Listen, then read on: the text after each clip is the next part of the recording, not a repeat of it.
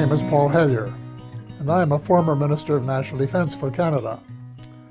This disturbing message is for the several million Americans and others who were kind enough to listen to the 22-minute presentation at the Citizens Disclosure hearing in Washington in May 2013, and for anyone else who cares deeply about the future of their country and the planet Earth. The U.S. is in grave danger. Strangely, the peril is not from foreign enemies, but from enemies within. So I beg you to listen to a summary of the major problems, followed by some suggestions as to how the U.S. might be recaptured by loyal Americans, to the enormous relief of friends who have been watching helplessly from the sidelines. The stakes couldn't be higher. So I spent the 15 months following the Washington hearing feverishly writing a new book, incorporating what I think every American has the right to know and must know to end the incredible naivety observed at the citizens' hearing. The name of the book is The Money Mafia, A World in Crisis. Most of my friends, both American and Canadian, tend to agree that the world is in a state of crisis. But very few are aware that the problems are not natural phenomena. They have been engineered by a very tiny elite group of rich, ruthless, and power-hungry people who have been deliberately keeping the majority of decent, hard-working taxpayers totally in the dark. The iron veil of secrecy is now nearing the end of its 7th decade. When World War II ended, little attention was given to Operation Paperclip, under which hundreds of Nazi scientists were brought to the U.S., given new identities, and then appointed to important jobs in the military and elsewhere. Some of them would have been aware of UFOs and the ET presence from their experience in working with them in the 1930s. The American military began to take the subject more seriously after retrieving one of the vehicles that crashed near Roswell, New Mexico, on July 4th, 1947, and decided to back-engineer its technology, which was light years more advanced than anything that we had known. On Tuesday, July the 8th, 1947, at 11 a.m. Mountain Time, Roswell Airfield Commanding Officer Colonel William Blanchard announced in a press release the recovery of a flying disc. That was the truth. Later that same day, at approximately 4:30 p.m. Central Time, Brigadier General Roger Ramey, commander of the 8th Air Force and Blanchard's supervising officer, presented to the press an alternative story. He claimed the Army had recovered a Rowan target device suspended by a neoprene balloon. That was a lie. In fact, it was the cornerstone lie of what was to become a cult of lying and disinformation that is still United States policy today, 68 years later. In my brief address to the Citizens Disclosure hearing, I said that the United States and much of the Western world is ultimately controlled by an unelected, unaccountable cabal. Its apex is the banking and financial cartel, followed by the oil cartel, the CEOs of the largest and most powerful transnational corporations, major intelligence agencies, including the CIA, the FBI, and the NSA, and a major slice of the U.S. military.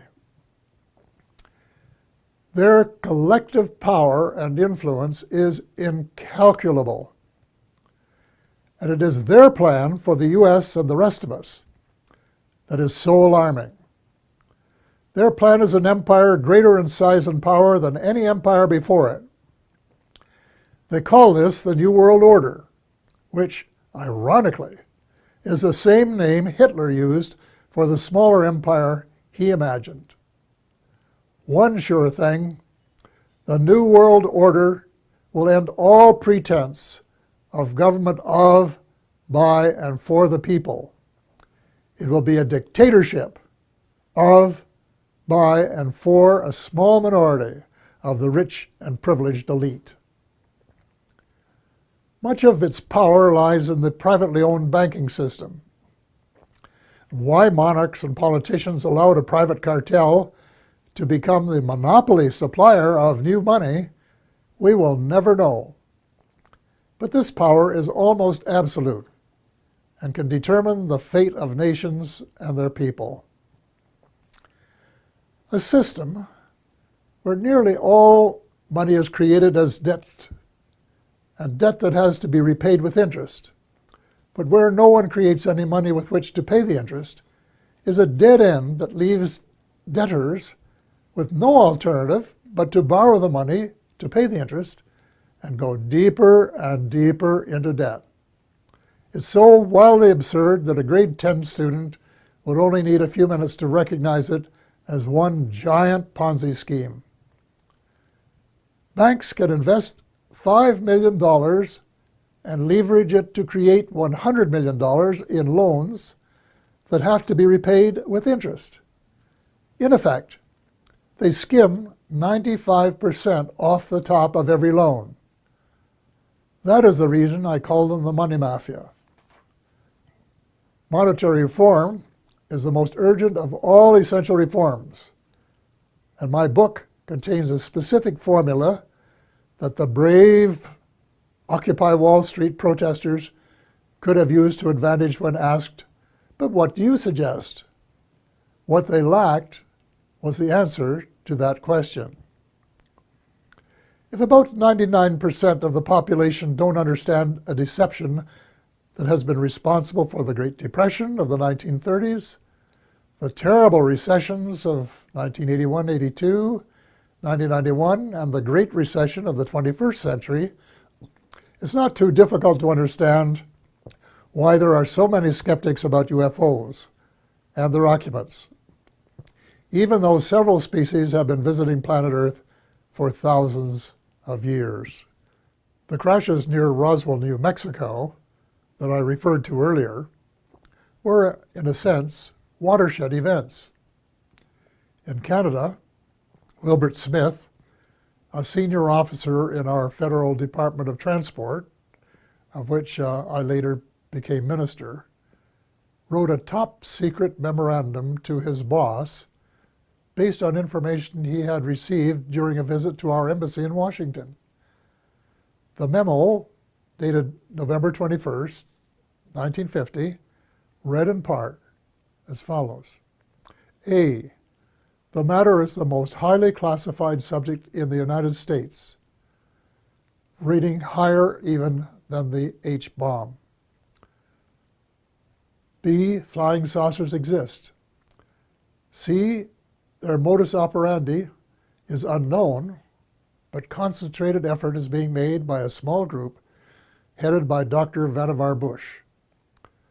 D. The entire matter is considered by the United States authorities to be of tremendous significance. A control group of 12 senior civilian scientists and military officers was established by President Truman. They were known as the Majestic 12, or MJ-12, which issued a memorandum that included how to respond to UFO sightings by saying that they were natural phenomena, such as plasma or swamp gas, or that the observer might have been imbibing too much Jack Daniels bourbon. Nothing could be further from the truth. Under the Eisenhower administration, much of the physical engineering was transferred to underground facilities in Nevada and Arizona. Meanwhile, much of the control was transferred to civilian agencies in order to create plausible deniability as to its existence. When President Eisenhower wanted to take a look at the restricted areas, he was denied access.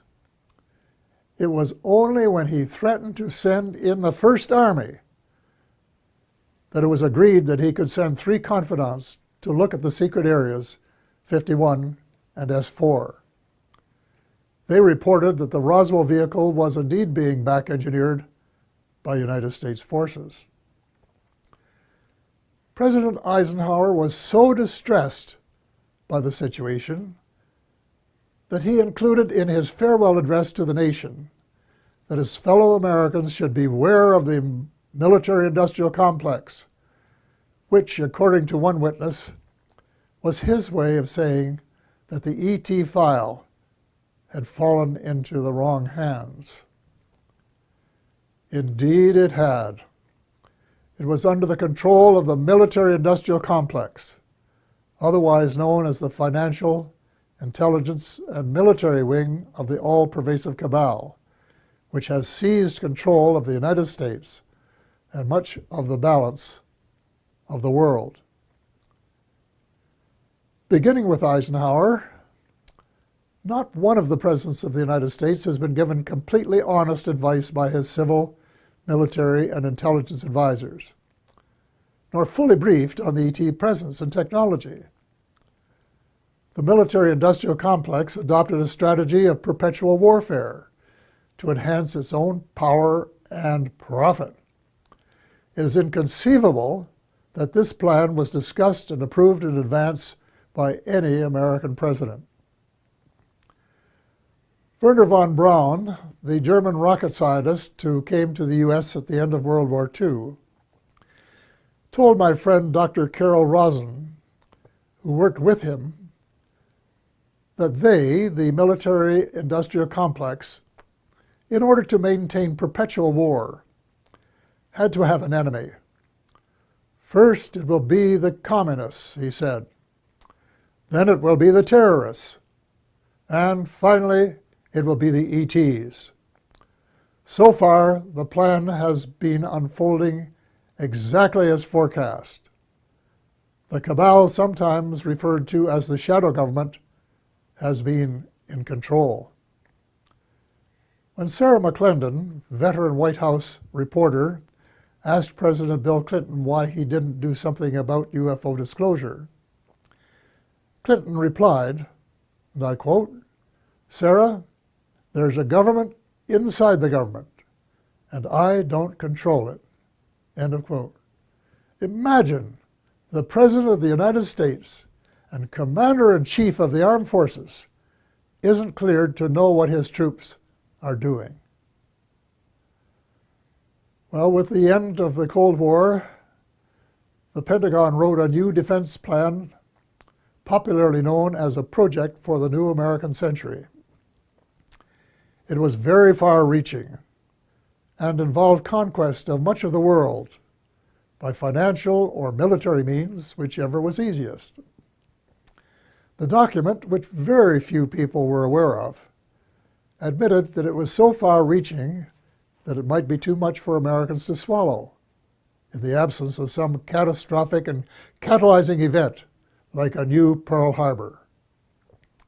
Well, Lady Luck appeared to be on their side in the form of September the 11th, 2001. Amateur foreign pilots trained in the U.S. allegedly hijacked planes and flew them into the sides of the World Trade Towers 1 and 2, and then into the Pentagon. Later in the day, the buildings collapsed. President Bush declared war on the terrorists and invoked the provisions in the North Atlantic Treaty, under which an attack on any one country is considered to be an attack on all. The reaction was unprecedented since the outbreak of World War II and the later attack on Pearl Harbor. The English-speaking world, in particular, was incensed, and a high percentage of Americans were prepared to nuke the perpetrators. Defense Secretary Donald Rumsfeld soon announced that, quote, "that means war against Iraq," end of quote, even though there was absolutely no evidence of Iraqi complicity, none whatsoever. Although most Muslims had been sympathetic to the U.S.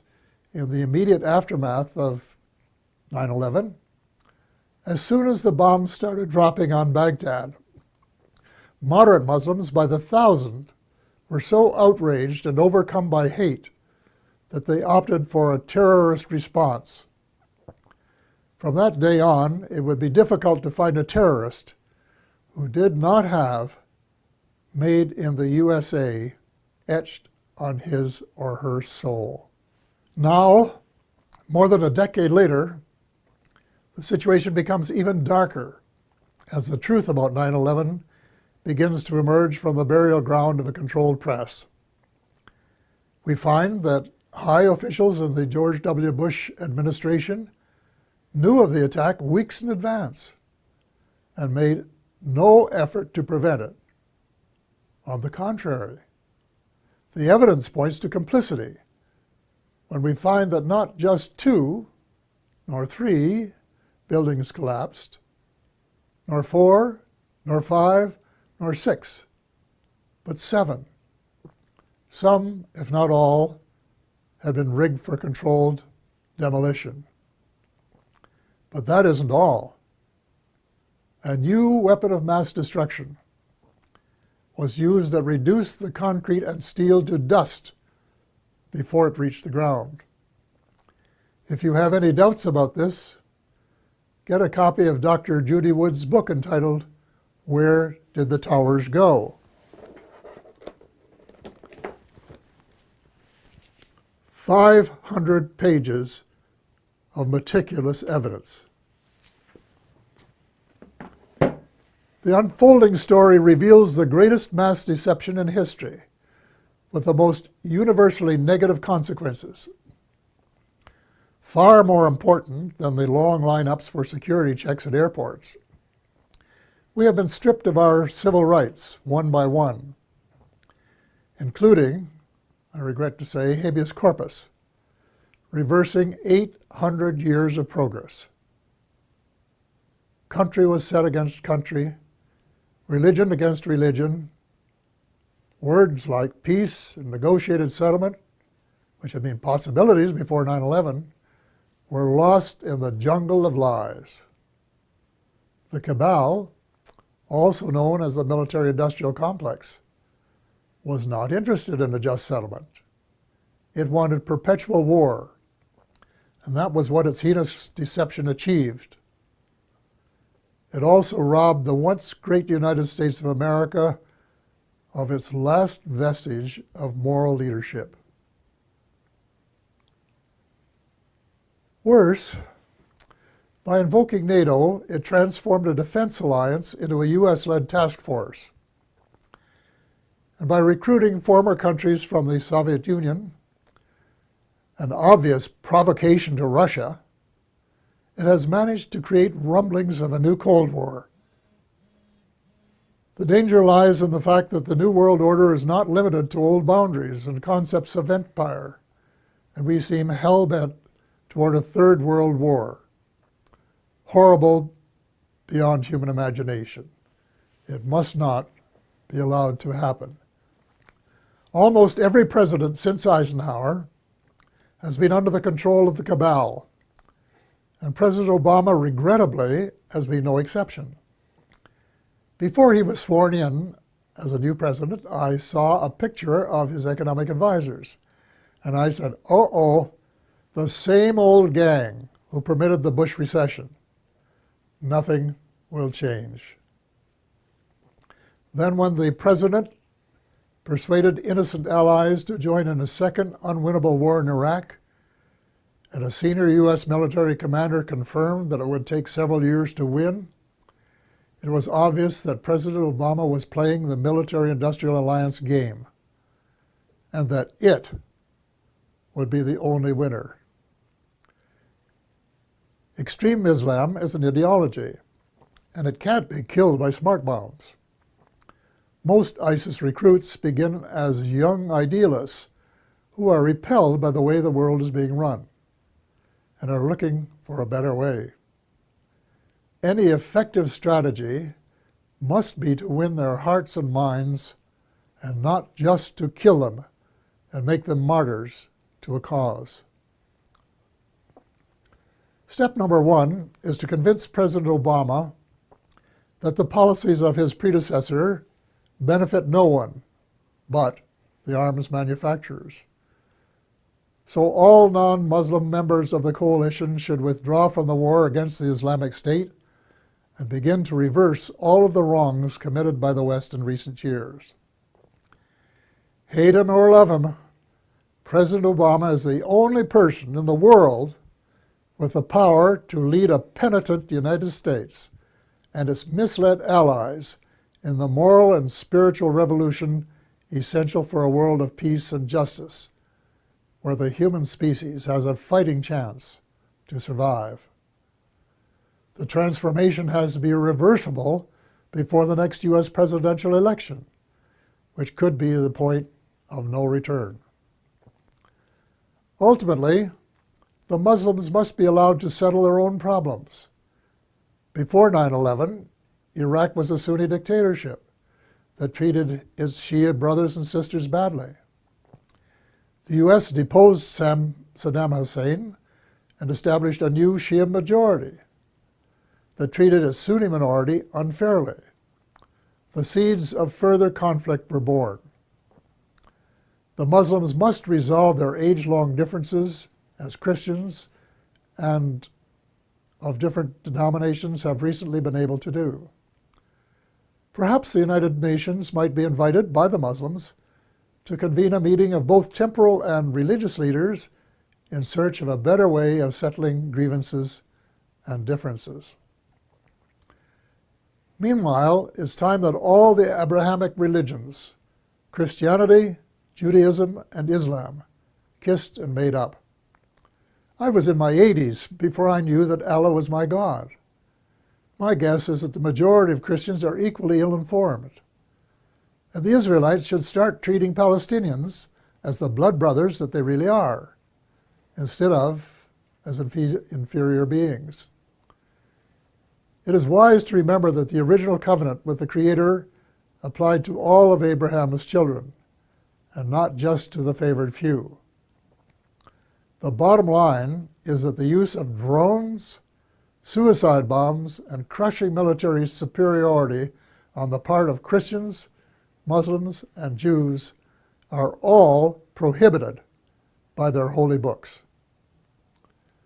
The next step is to persuade all the major religions to practice the one principle that they have in common, which is to treat others the way they would want to be treated if the roles were reversed. Universal practice of the Golden Rule would transform the world. I get hundreds of emails from decent Americans and like-minded individuals in a dozen countries who want nothing more than the end of militarism and a massive shift in priorities toward universal peace and justice. Quite a few are involved in small projects that are making a significant difference at the micro level. But most of them are realists and recognize that the cabal doesn't want peace and justice. It wants power, wealth, and empire. So what can an individual do in the face of unprecedented power and wealth? The cabal, headed by the banking cartel, has almost unlimited financial power. But we, the people, have the numbers and must combine our limited power to form a critical mass that can move mountains. There is no guaranteed formula, but an educated guess would be that if 5 million decent and determined Americans got a copy of The Money Mafia, A World in Crisis, read it carefully, and then actively supported the comprehensive action plan set out in it, a miracle could happen. Each one of the 5 million would have to write a personal letter to the president, their senator, and their congressperson, demanding action forthwith in each of the critical areas in the same spirit of bipartisanship that would be expected in a war to save the world, which is exactly what is at stake. I am not going to repeat the list of essential reforms here, except for a few key items. The U.S. should play a leadership role in ending the private bankers' monopoly to print money. Actually, it isn't really money, it's just credit created out of thin air, a computer entry, and restore some of the power to the people that is rightfully theirs. President Obama can mint $2 trillion platinum coins to get the ball rolling, while legislation is prepared to take over the Fed and establish a 100% publicly owned central bank, a central bank of the United States. There cannot and will not be peace and justice on earth while the Fed continues to exist. Speaking of justice, if President Obama really wants a place in history as a friend of the 99% rather than the 1%, he can fast-track the Trans-Pacific Partnership into oblivion. Even the name is a lie. There is no way it is a partnership. It should be called the Trans-Pacific Power Grab by a small elite group who want to feather their own nests at the expense of other people's rights to run their own affairs for their own benefit. So the choice is yours, Mr. President, to decide if it will be the people or the cabal. There must be full disclosure of what the cabal and the U.S. shadow government have been doing since World War II. To what extent has the extraterrestrial space and weapons technology been back-engineered? And is it true, as the late Ben Rich, former CEO of Lockheed's Skunk Works, said, and I quote, "We, the U.S., now have the technology to take ET home," end of quote. The extent to which there has been collaboration between the cabal and the ETs. What species? What motives? Were there agreements signed? And if so, were the terms of the treaty or treaties lived up to? To hear the truth emerge after so many years of continual lies and darkness will require either that the National Security Act of 1947 be rescinded or suspended, with a general amnesty so that decent Americans can tell the truth without fear of retribution. A kind of truth and reconciliation process will be required. Then there are the positive benefits that must be pursued. The President must issue an order that would release the secret patents on exotic energy and make them available to the world. The secret technology, in combination with a flexible financial system, will make it possible to convert from an oil economy to a clean economy in 7 years. It will provide billions of new jobs worldwide and help close the ever-widening gap between the haves and the have-nots. Simultaneously, a project should be started to restore our oceans before the food chain has been permanently broken. In addition, worldwide programs of forest preservation and reforestation should help provide the carbon sinks essential for greater stability in weather patterns. Speaking of changing weather patterns, full disclosure should give us a better idea of how much weather patterns have been altered by government tinkering. Due to restraints of time, space, and expertise, my book makes no mention of either chemtrails or the high-frequency active auroral research program known as HAARP.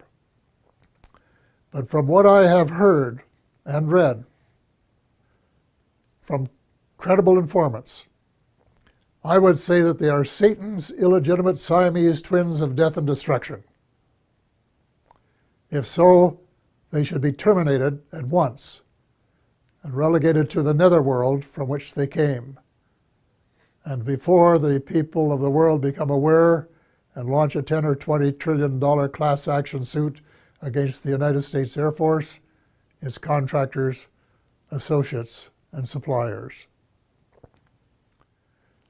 A visit to the battlefields of World Wars I and II in November of last year affected me profoundly. The slogans were everywhere. Never again. We had seen the horror of man's inhumanity to man, which was sordid beyond belief. Yet as I reflected on the real world of today, I thought that the millions who gave their lives had died in vain. Even before the Second World War was over, a group of greedy, self-centered men were plotting the next round, and they had been working assiduously at their plan. The same symptoms of mass unemployment, poverty, and seeking military advantage have been replicated. But the next time, we would start off with weapons of mass destruction just in their infancy then. The next time, it is not just supremacy that is at stake, although there are some who think so. It is the survival of the human species that is at stake. God will not be mocked. We have been given the choice of making our planet uninhabitable, as we have been told some other species have done. Or we can move in the opposite direction of peace, love, justice, and cooperation for the betterment of all, rich and poor alike. We have been given a few months, not years, to change course before it is too late. The choice is ours. We are the ones who are destined to write our own history.